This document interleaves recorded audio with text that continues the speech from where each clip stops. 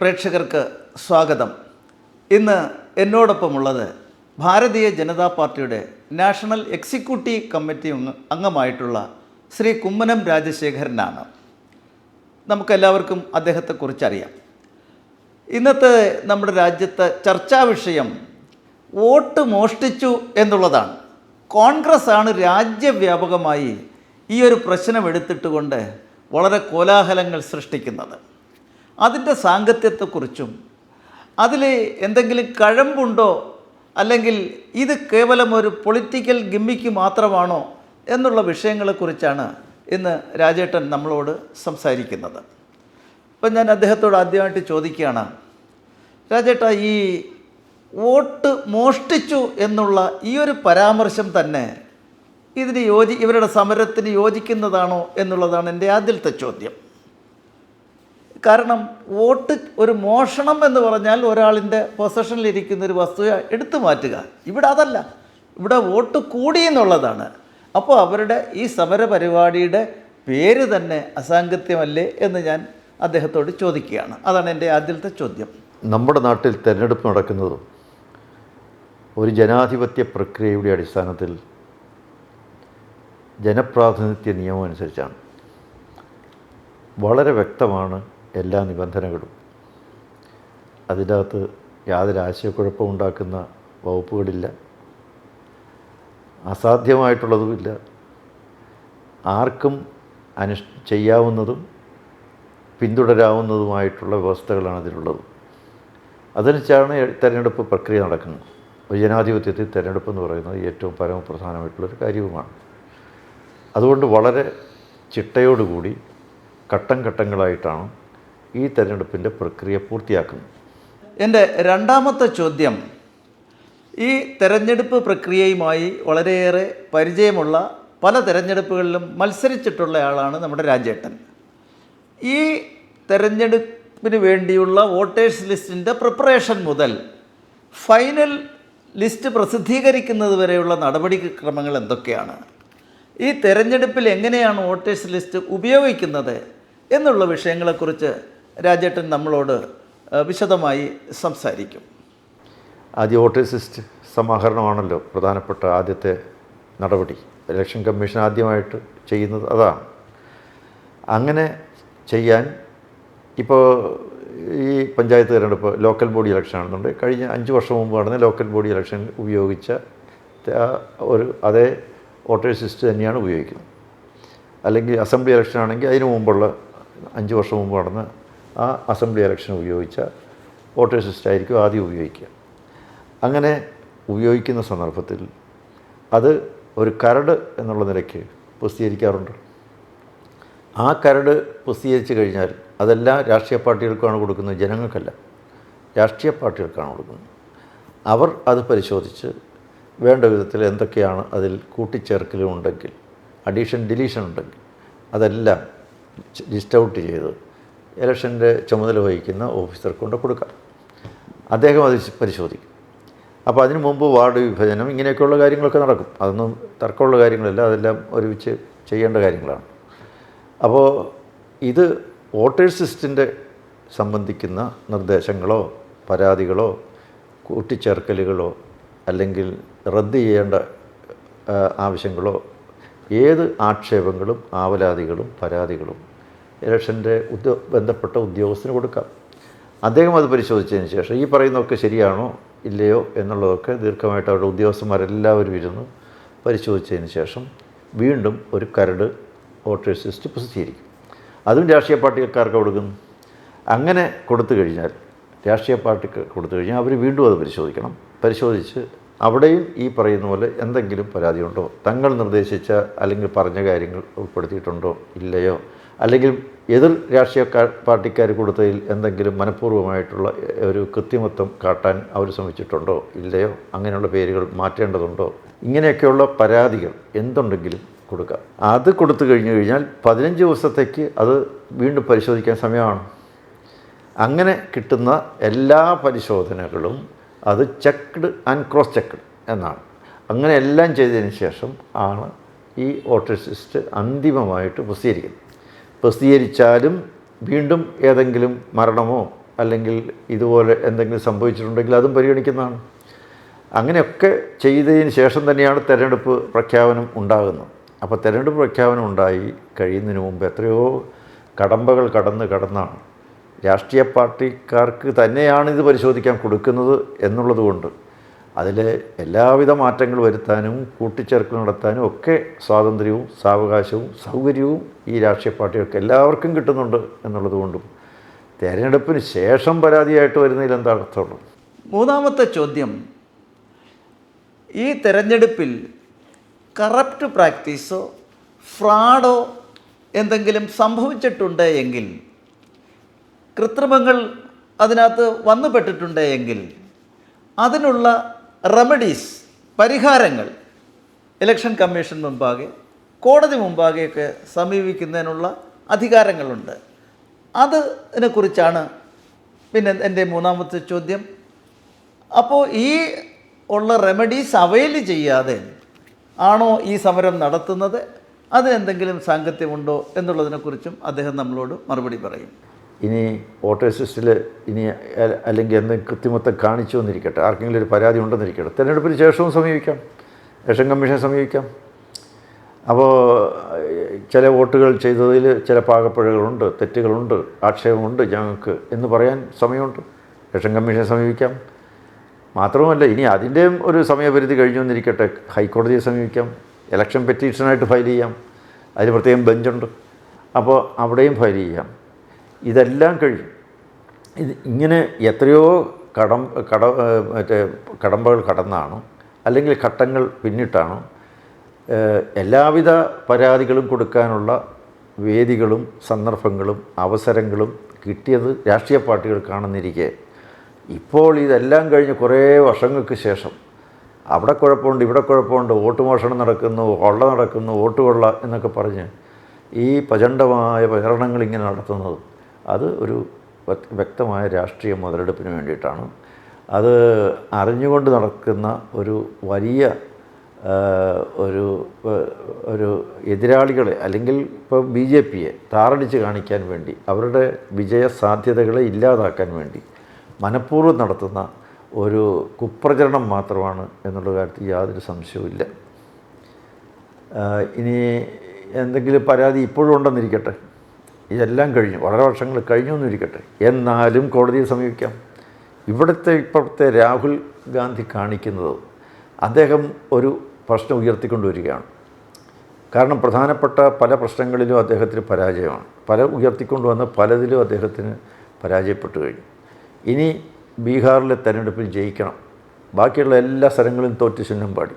ഇനി ബീഹാറിൽ ജയിക്കണമെന്നുണ്ടെങ്കിൽ ഈ വോട്ട് വിഷയം മുന്നിലിട്ടുകൊണ്ട് വേണം നടക്കാൻ.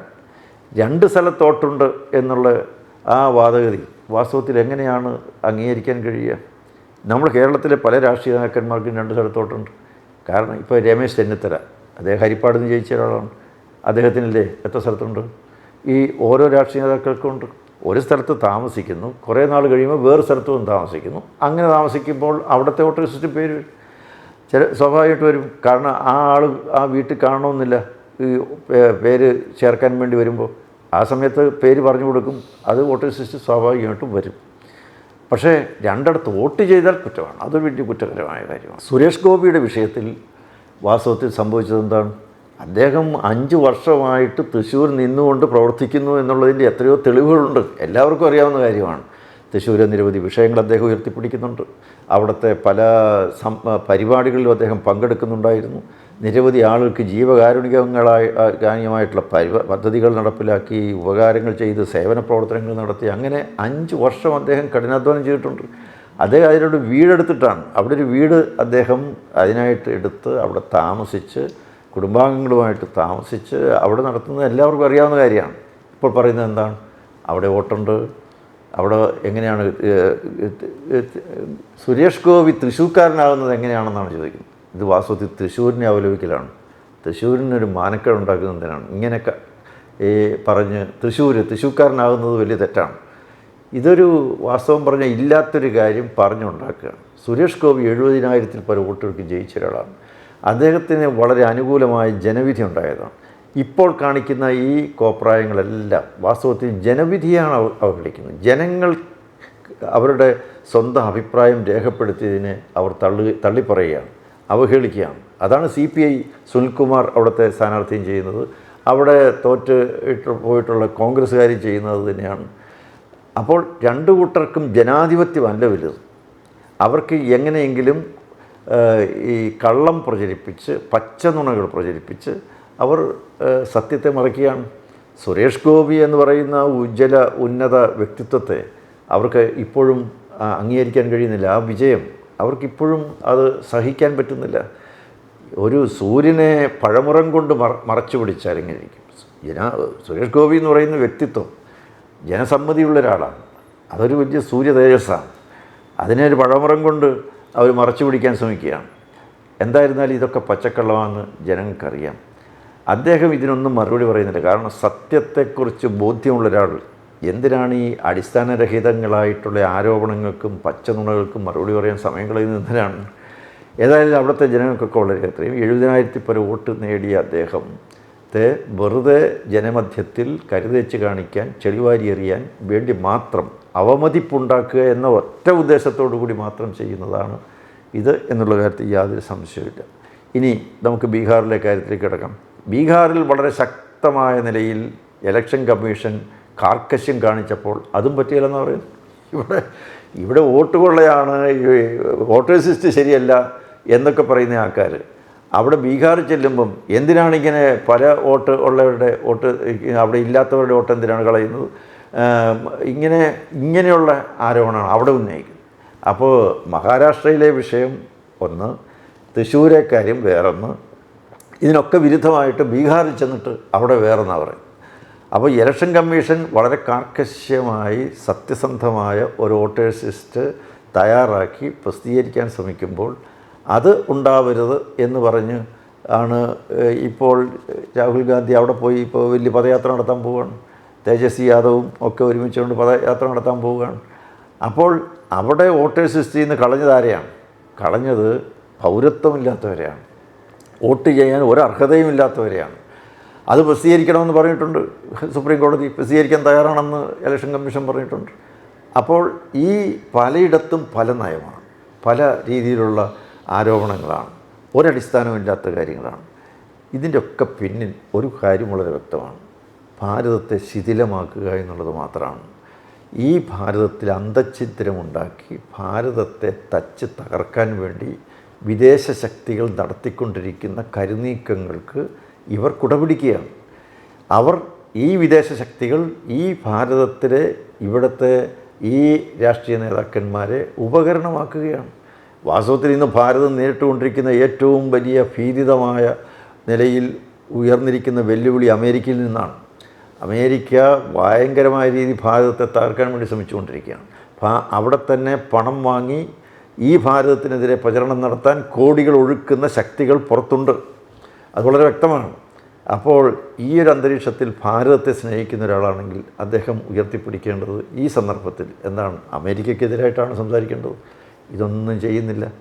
ഈ ഭാരതത്തെ ആശയക്കുഴപ്പമുണ്ടാക്കി ഇല്ലാത്ത കാര്യങ്ങൾ പറഞ്ഞ് ഈ നാട്ടിലെ ജനങ്ങളെ തെറ്റിദ്ധരിപ്പിച്ച് ഒരു വലിയ ഒരു കൺഫ്യൂഷൻ, ഒരു ആശയക്കുഴപ്പം ജനങ്ങളുടെ ഇടയിൽ ഉണ്ടാക്കി അതിലൂടെ രാഷ്ട്രീയ മുതലെടുപ്പ് നടത്താനുള്ള ശ്രമമാണ് ഈ രാഹുൽ ഗാന്ധി ഇപ്പോൾ നടത്തിക്കൊണ്ടിരിക്കുന്നത്.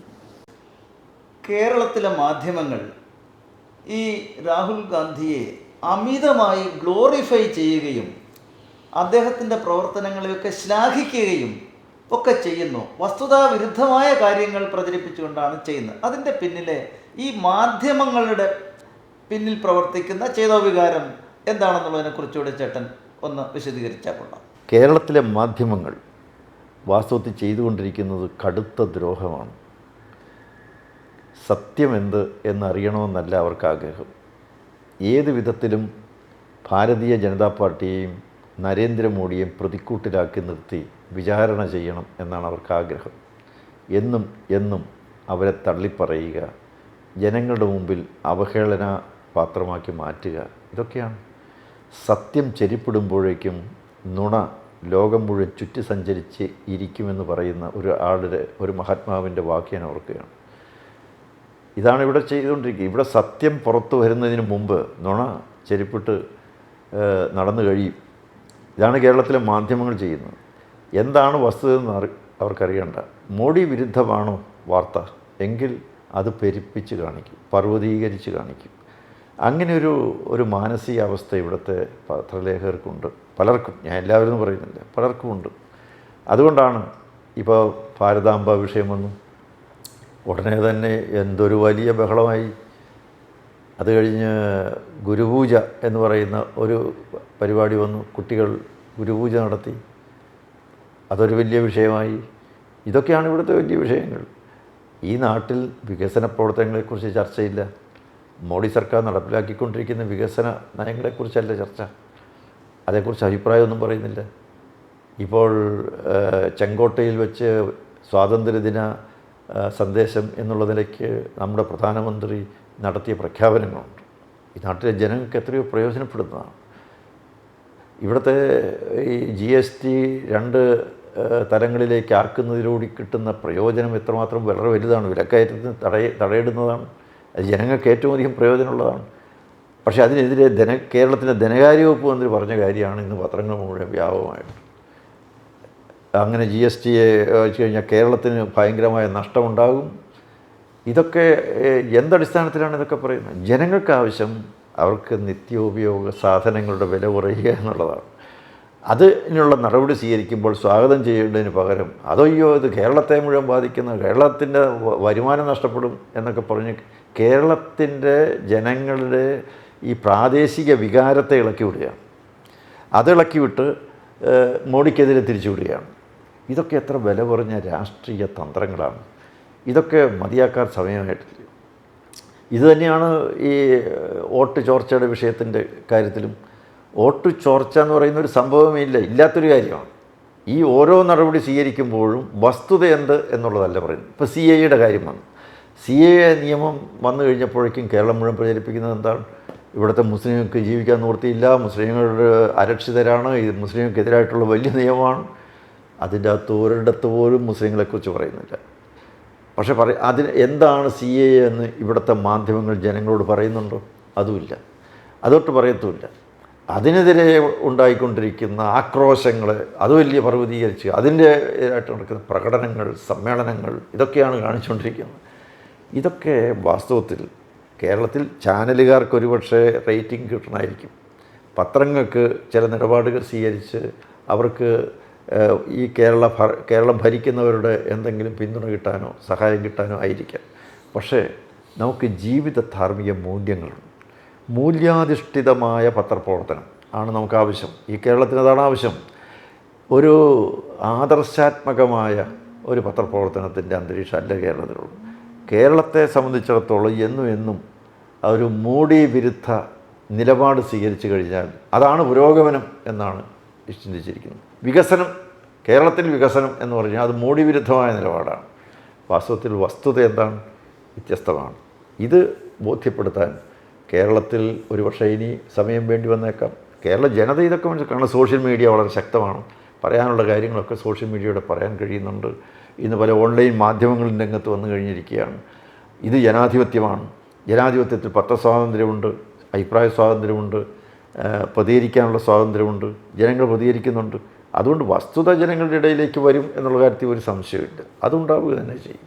തീർച്ചയായും ഈ മാധ്യമങ്ങളുടെ ഈ കേരളത്തിലെ മാധ്യമങ്ങളുടെ നിലപാടുകൾ അത് തുറന്നു കാണിക്കപ്പെടും, പിച്ച് ചീന്തപ്പെടും, സത്യം പുറത്തു വരും.